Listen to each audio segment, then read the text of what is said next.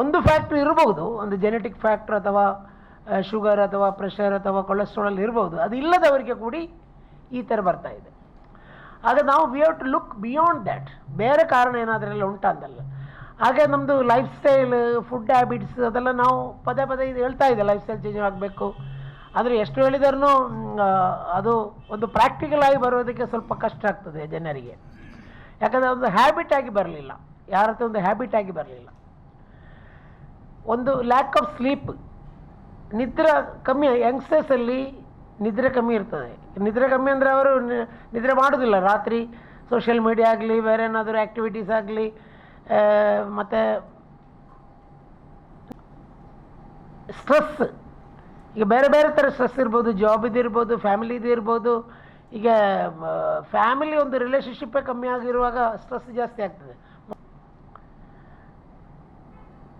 ಮೂರನೇದು ಈ sedentary habit. ಅಂದರೆ ಯಾರು ನಮ್ಮ ಅದೊಂದು ಹ್ಯಾಬಿಟ್ ಆಗಿಬಿಟ್ಟಿದೆ ಎಲ್ಲರಿಗೆ. ನಾವೆಲ್ಲ ಮಕ್ಕಳಿರುವಾಗ ನಾವು ಡೈಲಿ ಸಾಯಂಕಾಲ ಬೇರೆ ಕೆಲಸ ಮಾಡಲಿಕ್ಕಿಲ್ಲ. ಆವಾಗ ಟಿ ವಿ ಅದು ಇದೆಲ್ಲ ಇಲ್ಲ, ಮತ್ತು ಸೋಷಿಯಲ್ ಮೀಡಿಯಾ ಎಲ್ಲ ಇಲ್ಲ. ನಮ್ಮದು 4 ಗಂಟೆ ಶಾಲೆಯಲ್ಲಿ ಬಿಟ್ಟರೆ ಮತ್ತು 6 ಗಂಟೆವರೆಗೂ ಅಲ್ಲಿ ಏನಾದರೂ ಗ್ರೌಂಡ್ ಇರ್ತದೆ ಮನೆ ಪಕ್ಕದಲ್ಲಿ, ಅಲ್ಲಿ ಹೋಗಿ ಆಟ ಆಡೋದು.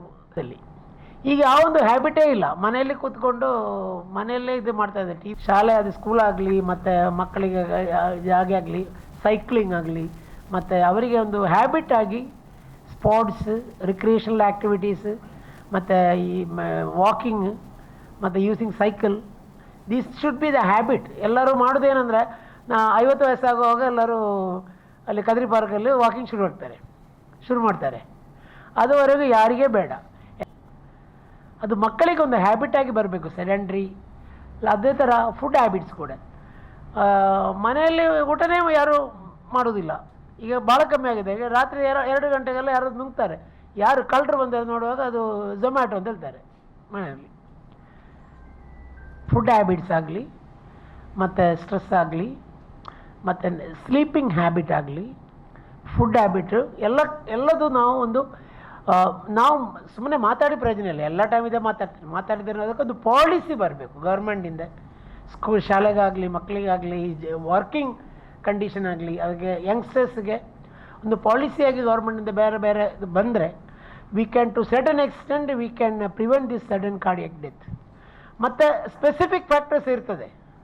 ದೋಸ್ who are to be very careful about sugar ಇದ್ದವರು, ಬಿ ಪಿ ಇದ್ದವರು.